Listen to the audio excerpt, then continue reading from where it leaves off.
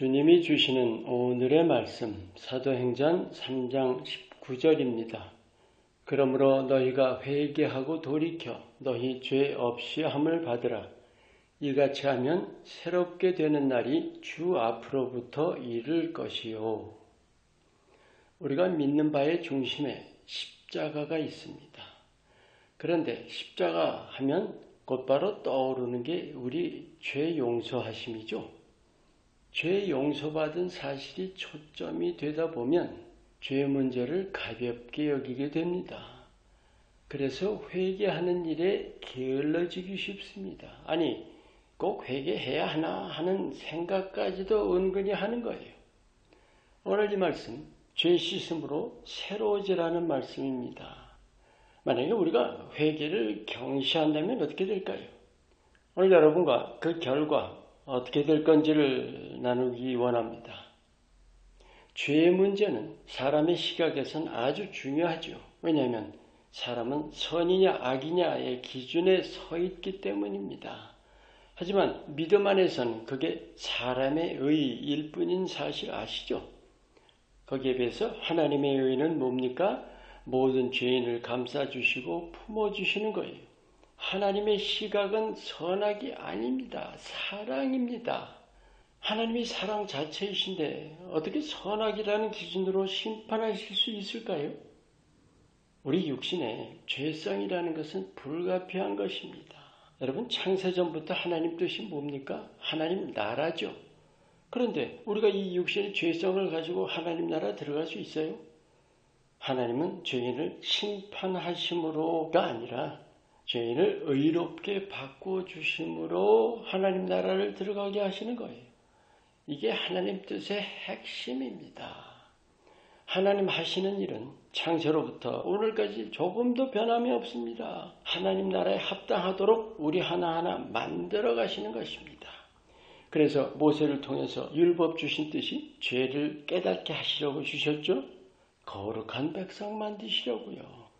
구약에서도 이미 죄 문제가 아니죠. 거룩함의 문제라는 사실을 드러내 보여주셨습니다. 그런데 이스라엘이 어땠어요? 그 하나님의 뜻은 모른 채 율법을 행함에 매여 있었죠. 그게 뭐예요? 죄냐 아니냐 여부죠. 하나님이 이 땅에 오셔서 십자가 달리신 것은 죄 문제가 아닙니다. 거룩함의 문제입니다. 믿는 자들이 십자가에 대한 이해가 부족한 경우가 아주 흔합니다. 십자가를 죄의 문제로만 이해하는 거죠. 그건 좁은 의미입니다. 넓은 의미에서는 근원적으로는 육신의 문제입니다.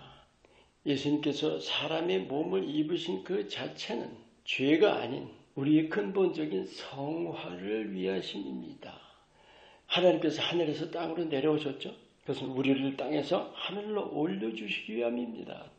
우리가 이걸 전체로 봐야 하는데 좁은 시각으로 죄의 문제만 보니까 십자가로 다 된 줄로 압니다. 그래서 죄를 가볍게 여기게 되고 회개에 게을러지는 거죠. 여러분, 구원이라는 것이 죄 자체의 문제가 아니라 죄로 인한 결과의 문제입니다. 죄의 유무가 구원을 결정하는 것이 아니라 우리의 죄성을 이겨내는 여부예요. 성화 여부죠. 이 성화가 하나님 나라에 들어가는지를 결정합니다. 수많은 크리스찬들이 바로 이 사실에 대해서 무지합니다.